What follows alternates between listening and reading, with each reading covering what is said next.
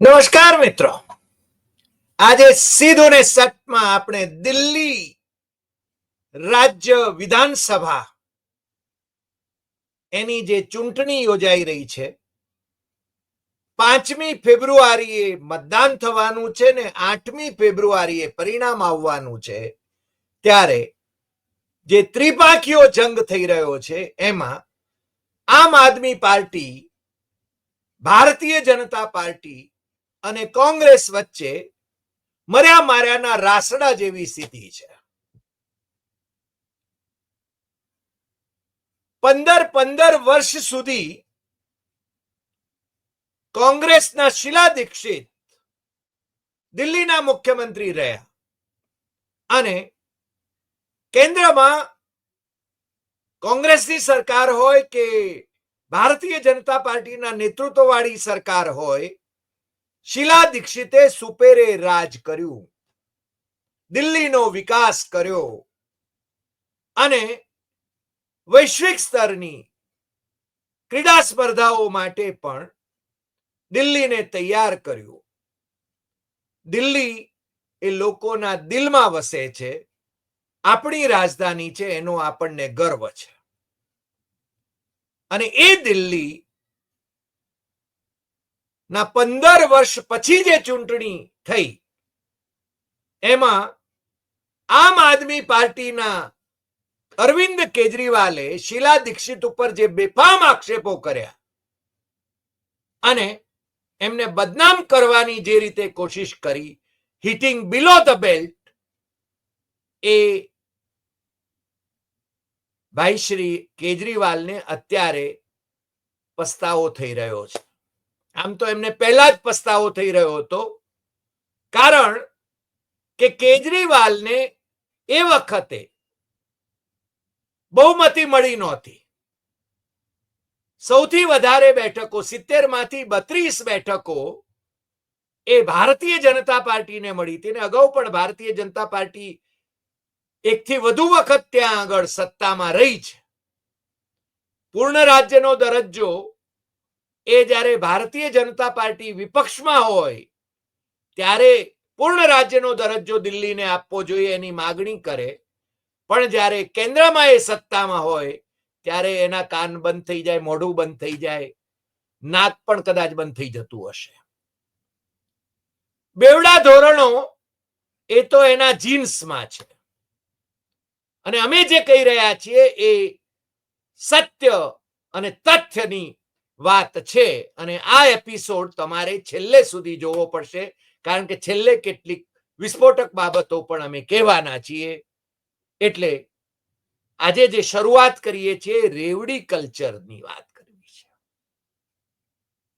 આ રેવડી કલ્ચર એ આમ આદમી પાર્ટી લઈ આવી એવું ભારતીય જનતા પાર્ટીના સર્વોચ્ચ નેતા નરેન્દ્ર મોદી, નરેન્દ્ર દામોદરદાસ મોદી, વડનગર વાળા, ચા વેચનારા, ચા વેચતા વેચતા એ વડાપ્રધાન થયા એમ કે છે.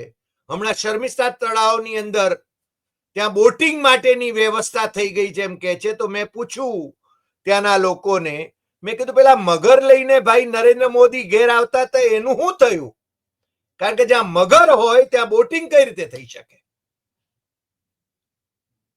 કથાઓ ઉપજાવી કાઢવામાં આવે છે અને વ્યક્તિ જ્યારે સત્તામાં હોય ત્યારે એની ઘણી બધી કથાઓ, એની ગરીબીની કથા, એની બીજી બધી કથાઓ એ અમારા કિશોર મકવાણા એ ઉપજાવી કાઢે અને લખી નાખે અને એ પ્રચલિત થઈ જાય. પણ આજે આપણે રેવડી કલ્ચરની વાત કરવી. ભારતીય જનતા પાર્ટીએ આમ આદમી પાર્ટી ઉપર સતત આક્ષેપો કર્યા કે એણે છે ને રેવડી કલ્ચર શરૂ કર્યું છે, રેવડીઓ વેચવાનું. આમ આદમી પાર્ટી રેવડીઓ વેચે અને ભારતીય જનતા પાર્ટી જે ખેરાત કરે એ રેવડી નો કહેવાય. આ એમના બેવડા ધોરણો. એટલે આજે આપણે આ દિલ્હીની જે વિધાનસભાની ચૂંટણી થઈ રહી છે એમાં ભારતીય જનતા પાર્ટી, આમ આદમી પાર્ટી અને કોંગ્રેસે કેવી કેવી રેવડીઓ વહેંચી છે, વચને શું કેમ દારિદ્ર્યમ, એની વાત કરી છે. કારણ કે ખજાનો તો ભારતીય જનતા પાર્ટી પાસે છે. દિલ્હીમાં મુખ્યમંત્રી ગમે તે બને, આમ આદમી પાર્ટીનો બને, કોંગ્રેસનો બને, ભાજપનો બને, પણ એનો રિમોટ તો પાછો કેન્દ્ર સરકાર પાસે છે. એના લેફ્ટનન્ટ ગવર્નર, એના નોમિની જે વીકે સક્સેના છે, એ નક્કી કરે એ રીતે પેલા એ નાચવાનું, અને જો એ ના નાચે તો એની ફાઇલ છે ને પાછી મોકલી દેવામાં આવે. આજે જ સુપ્રીમ કોર્ટે એક ચુકાદો આપ્યો છે. કોઈ એમઓયુ કરવું હોય કેન્દ્ર સરકાર સાથે તો એ જાણે કે એને દિલ્હીની સરકારને અધિકાર નથી, એવો હાઈકોર્ટનો જે ચુકાદો હતો સુપ્રીમ કોર્ટે ફગાવી દીધો છે. જો દિલ્હીને રાજ્યનો દરજ્જો એટલે એને વિધાનસભા આપી હોય, એને છે ને મુખ્યમંત્રી અને કેબિનેટ આપી હોય, તો એને મોકળાશથી કામ કરવા દેવું જોઈએ. પરંતુ અરવિંદ કેજરીવાલ પોતે પણ બહુ નાટકીયા છે. નરેન્દ્રભાઈની જેમ એ પણ જુદા જુદા વેશ કાઢે છે. ક્યારેક રડે છે. નરેન્દ્રભાઈ નથી પેલા મને 91 ગાળો દીધી. કેજરીવાલ પણ રાહુલ ગાંધીએ એમને સવાલો કર્યા કે તમે 10 વર્ષમાં શું કર્યું, એનો હિસાબ આપો ને ભાઈ. અને મોદી પણ હિસાબ આપે, કારણ કે વિપક્ષની પાસેથી જવાબ ન માંગવાનો હોય. આપણે ત્યાં ઉલટી ગંગા ચાલે છે. વિપક્ષની પાસેથી જવાબ માંગવામાં આવે છે. અરે ભાઈ, તમે સત્તામાં બેઠા છો, તમે જે વચનો આપ્યા હતા એમાંથી કેટલા વચનોનું પાલન કર્યું એ તમે જણાવો. પણ એમાં કેજરીવાલે કહ્યું કે મને ગાળો દેવામાં આવે છે. જેમ નરેન્દ્રભાઈને કર્ણાટકમાં એમણે રડતા અવાજે કહ્યું હતું મને 91 ગાળો દીધી, અને એનો પ્રિયંકાએ જડબે સલાક જવાબ આપ્યો હતો કે અમે જો ગાળો ગણવા માંડીએ તો પુસ્તકોના પુસ્તકો ભરાઈ જાય એટલી ગાળો નરેન્દ્ર મોદીએ દીધી છે અને એની પાર્ટીના માણસોએ દીધી છે. ભાઈશ્રીએ ત્યાં આગળ જે ખેલ કર્યા હતા એ તમે જાણો છો, અને એટલા માટે જ એમની છે ને સત્તા ત્યાંથી ગઈ. હજી પણ એને સુખેથી કોંગ્રેસને ત્યાં રાજ કરવા દેતા નથી, કારણ કે એમના ગવર્નર જે છે એ એમના કયાગરા છે, અમિત શાહની મિનિસ્ટ્રીની અંડર આવે, એટલે ગવર્નરોની મારફત શાસન કરવાની કોશિશ કરે છે. દિલ્હીમાં પણ એ જ પરિસ્થિતિ છે. જમ્મુ કાશ્મીરમાં પણ લેફ્ટનન્ટ ગવર્નર મનોજ સિન્હાને યુપીના ચીફ મિનિસ્ટર બનાવવાના હતા, પણ એ ન બની શક્યા, એટલે ત્યાં પણ છે ને એમને બધા પાવર્સ આપી દીધા છે સીએમના. એટલે ઉમર અબ્દુલ્લા એમના કયાગરા થઈને રહે છે. ને ઉમર અબ્દુલ્લાને તો ફાવટ છે, કારણ કે અગાઉ એનડીએમાં વાજપેયીની સરકારમાં એ વિદેશ રાજ્યમંત્રી રહ્યા છે. પુડુચેરીમાં પણ કિરણ બેદી એ મુખ્યમંત્રી તરીકેના બધા અધિકારો ભોગવવા માંગતા હતા, લેફ્ટનન્ટ ગવર્નર તરીકે. આજકાલ ક્યાં ખોવાઈ ગયા ભારતીય જનતા પાર્ટીમાં જોડાયા પછી એ ખબર નથી. દેશના પહેલા આઈપીએસ અધિકારી.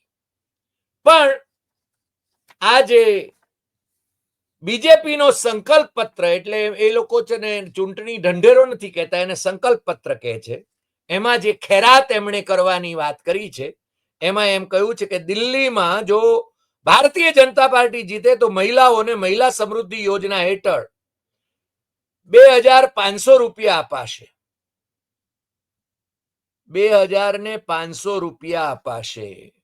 દર મહિને અપાશે કે કેમ એ પાછું મારે પૂછવું પડશે. મહિલાઓને સન્માન રાશિ.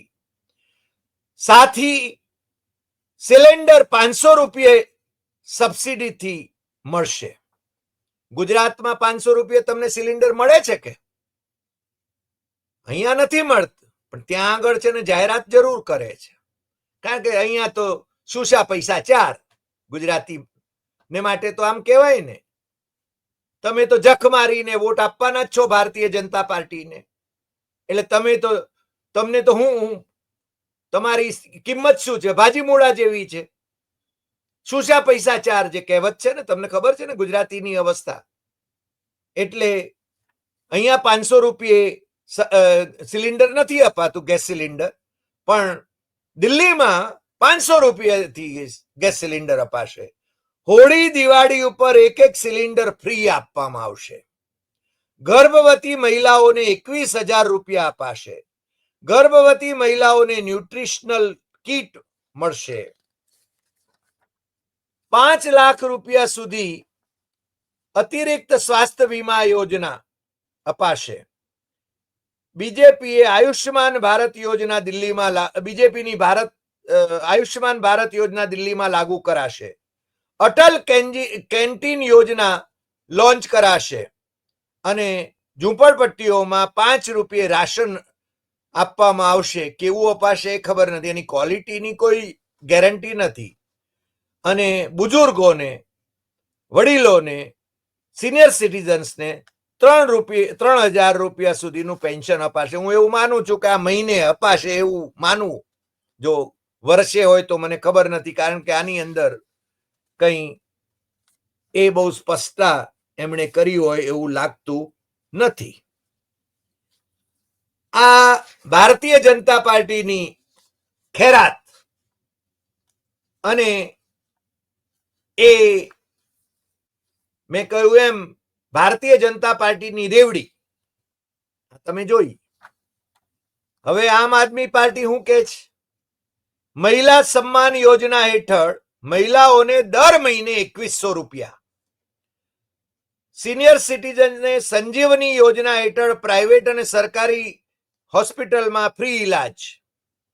પૂજારી ગ્રંથિ યોજના હેઠળ પૂજારીઓ અને ગ્રંથિઓને દર મહિને 18,000 રૂપિયા. આમ આદમી પાર્ટીને એટલે મફત શિક્ષણ આમ જનતાને આમ તો હોવું જોઈએ. મફત શિક્ષણ, સ્કૂલોની સ્થિતિ એમણે સારી કરી, નો ડાઉટ અબાઉટ ઇટ. અને હોસ્પિટલોની પણ એમાંય છે ને ભોપાળા તો ઘણા બધા છે. જેપી નડ્ડાએ કહ્યું છે કે અમે એની તપાસ કરીશું. પછી એ કહે છે કે 200 યુનિટ ફ્રી વીજળી એ ચાલુ રહેશે, એનો વાયદો કર્યો છે. 20,000 લીટર ફ્રી પાણીનો દુરુપયોગ એટલે પાણી માટે गलत बिल के को लेकर वन टाइम सेटलमेंट प्लान का वादा. आम आदमी की सरकार बनने पर स्कूल कॉलेज के छात्रों के लिए बसों में मुफ्त सफर, मेट्रो किराए में भी रियायत देंगे. આ બધા એમની રેવડી. કોંગ્રેસ શું કામ પાછળ રહે? કોંગ્રેસના પણ ભાઈ શ્રી પવન ખેડાએ અને સંદીપ દીક્ષિત, શીલા દીક્ષિતના પુત્ર એ છે ને એમણે તો ખેરાત વચને શું કેમ દારિદ્ર્યમ. એમણે કહ્યું છે કે મહિલા સન્માન યોજના હેઠળ મહિલાઓને દર મહિને 2,100. મને લાગે છે આમ આદમી પાર્ટીની જેમ જ. અને ભારતીય જનતા પાર્ટી 2,500 આપવાની વાત કરે છે. મને લાગે ભારતીય જનતા પાર્ટી મહિને 2,500 આપવાની હશે. સિનિયર સિટીઝનને સંજીવની યોજના હેઠળ પ્રાઇવેટ અને સરકારી હોસ્પિટલોમાં ફ્રી ઇલાજ. બધાનું એ તો કોમન છે. સોરી, આ પાછું ગોટાળે ચડી ગયા. આમ આદમી પાર્ટીનું આવ્યું. કોંગ્રેસની વાત જે છે, કોંગ્રેસની ગેરંટી અમારા ચાર્ટ એમાં છે. પ્યારી દીદી યોજના હેઠળ મહિલાઓને દર મહિને 2,500 રૂપિયા. આ કોંગ્રેસ કહે છે. જીવન રક્ષા યોજના હેઠળ 25 લાખ રૂપિયા સુધી મફત ઇલાજ. આ રાજસ્થાનની અંદર એમણે અમલ કર્યો હતો. અને ભારતીય જનતા પાર્ટી 5 લાખ સુધીની વાત કરે છે. યુવા ઉડાન યોજના હેઠળ યુવાઓને 1 સાલની એપ્રેન્ટિસશીપ અને દર મહિને 8,500 રૂપિયા. આ મને લાગે છે બીજાઓ કરતા નવી રેવડી છે. ફ્રી વીજળી યોજના હેઠળ 300 યુનિટ વીજળી મફત. અને એના વિશે છે ને એમણે સ્પષ્ટતા કરી છે, સાંભળવા જેવી છે પાછી, કે આમ આદમી પાર્ટીએ કેવી છેતરપિંડી કરી છે એની વાત પણ છે ને કોંગ્રેસે સ્પષ્ટ કરી છે. એ આપણે છે ને એ હમણાં વાત કરીએ છીએ. મહેંગાઈ મુક્તિ યોજના હેઠળ નું આ બધું 500 રૂપિયે ગેસ સિલિન્ડર અને રાશન કીટ. હમણે તો પેલો રાશન કીટમાં શું શું આપશે એ પેલો છે ને પ્રેસ કોન્ફરન્સ લીધી ત્યારે એ કીટ આખો બતાવ્યો. તો એમાં 5 કિલો ચાવલ, 2 કિલો ચીની એટલે ખાંડ, 1 લીટર તેલ, 6 કિલો દાળ અને 250 ગ્રામ ચાય પત્તી. હવે આમાં છે ને કોની કેટલી રેવડી એ દૂધશે એ ખબર નથી. પણ આપણે આમ આદમી પાર્ટીએ કેવી છેતરપિંડી કરી એની વાત, કોંગ્રેસે એના વિશે જે વાત કરી છે એ બહુ સ્પષ્ટ છે. અને એ એમ કે છે, કોંગ્રેસના મીડિયા અને પબ્લિસિટી વિભાગના ચેરમેન પવન ખેડાએ પ્રેસને જણાવ્યું કે અમારી જે 300 અમારી જે વીજળીની વાત છે, અમે 300, જ્યારે આમ આદમી પાર્ટી 200 યુનિટ મફતની વાત કરે છે, અમે 300 યુનિટ વીજળી મફતમાં આપીશું એમ કહીએ છીએ. એમાં આમ આદમી પાર્ટીએ જે ફ્રી વીજળી યોજનાનો એટલે છેતરપિંડી જે કરી છે એ છે ને બહુ સ્પષ્ટપણે કે છે. એમાં એમ કે છે કે કોંગ્રેસની યોજનામાં 300 યુનિટ વીજળી મફત રહેશે. એટલે 301 यूनिट हो जाने का मतलब ये नहीं है कि आपको 301 यूनिट का बिल देना पड़ेगा. आपको सिर्फ 300 यूनिट के ऊपर खपत की गई बिजली का बिल ही देना पड़ेगा. आपकी सरकार में जो योजना चल रही है यह वैसा धोखा नहीं देगा. એટલે એમ કે છે કે તમારે જો વીજળીનો વપરાશ એ આમ આદમી પાર્ટી જો 200 યુનિટ સુધી ફ્રી આપે છે, પણ 201 થઈ તો 201 થી 400 યુનિટની વચ્ચે તમારી જો ખપત હોય તો આપે પૂરેપૂરું બિલ ભરવું પડે અને પ્રતિ યુનિટ 4.5 રૂપિયાના હિસાબે એ ચાર્જ કરવામાં આવે છે. અને પૂરું बिल, पूरे बिल पर आपको सिर्फ 800 रुपए की सब्सिडी दी जाती है. अगर 401 यूनिट से 800 यूनिट के बीच में खपत होती है तो आपका 6.50 रुपए प्रति यूनिट के हिसाब से बिल बनता है. आपको पूरा बिल भरना पड़ेगा, कोई सब्सिडी नहीं दी जाती है. कांग्रेस पार्टी का कहना है कि दिल्ली में अगर उनकी सरकार बनती है तो वह 300 यूनिट बिजली फ्री देगी. 300 यूनिट से जो भी यूनिट एक्स्ट्रा आएगा सिर्फ उसी का आपको बिल भरना पड़ेगा. मतलब ये कि 310, अगर 310 यूनिट की खपत आपकी है तो आपको सिर्फ 10 यूनिट का ही बिल चुकाना होगा. बाकी 300 यूनिट बिजली का बिल आपको कोई भी पैसा नहीं देना पड़ेगा, जबकि आपकी मौजूदा बिजली योजना में ऐसी सुविधा नहीं है. હવે જો આ બધી ખેરાત જે કરી રહ્યા છે એ ખેરાત અને પ્રચાર જે ચાલી રહ્યો છે એમાં એટલી હલકી કક્ષાએ જઈને ગાળાગાળી થઈ રહી છે. પેલો બિદુડી જે ભારતીય જનતા પાર્ટીના સાંસદ, આપણે પેલો તો ન કહીએ, આપણે પેલા કહીએ, કારણ કે આપણે તો સારી ભાષા વાપરીએ, એ ભાઈશ્રી સંસદ સભ્ય હતા. એ અત્યારે છે ને દિલ્હીની વિધાનસભાની ચૂંટણીમાં જે ભાષા વાપરી રહ્યા છે કે કોના ગાલ જેવા રસ્તા બનાવીશું, મહિલાઓનું જે રીતે એ કહી રહ્યા છે, અને પાછા ઉદાહરણ લઈ રહ્યા છે કે લાલુ પ્રસાદ યાદવે હેમા માલિનીના ગાલ જેવા રસ્તાઓની વાત કરી હતી. ભાઈ, આ કક્ષા છે તમારી? એમણે ખુલ્લેઆમ મુસ્લિમ વિરોધી વાત કરી હતી. એ પણ આપણે જાણીએ છીએ સંસદની અંદર, અને સંસદમાં સ્પીકર ઓમ બિરલા કોઈ એક્શન લઈ શકે એવી સ્થિતિમાં નહોતા. અને આ ભાઈ શ્રી બિદુડીને એમણે પાછા રાજસ્થાનની અંદર લોકસભાની ચૂંટણીમાં પ્રભારી બનાવવામાં આવ્યા હતા. મને લાગે છે કે નરેન્દ્ર મોદીને તો આવા જ માણસો ખપે છે જે ગાળાગાળી કરે. અને એવી ગાળાગાળી કરનારા પાછા ઉધારીના જે કોંગ્રેસમાંથી આવે એમને તો બરાબર આગળ કરે છે. પેલું દરવાજો તોડવાનું જે ઊંટ હોય એ રીતે એમને આગળ કરે છે. અને એમાં શહેજાદ પૂનાવાલાનો હમણાં છે ને જે ટીવી ડિબેટની અંદર એમણે જે ગાળાગાળી કરી પૂર્વાંચલના લોકોના સંદર્ભમાં, એનાથી તો ઇવન ભાજપના લોકોએ કહ્યું કે એને માફી માંગવી જોઈએ. અને આજે એમણે માફી માંગી લીધી છે. પણ માફી માંગી લેવાથી બધું પતી જતું નથી. એ બાબત પણ આપણે સમજવાની જરૂર છે.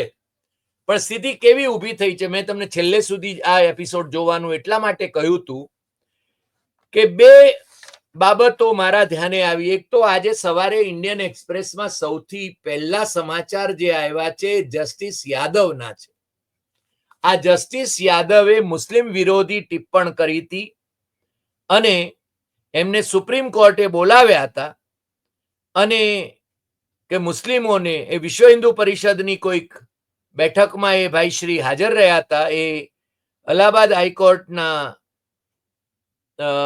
જજ છે અને એમનું નામ છે જસ્ટિસ શેખર કુમાર યાદવ.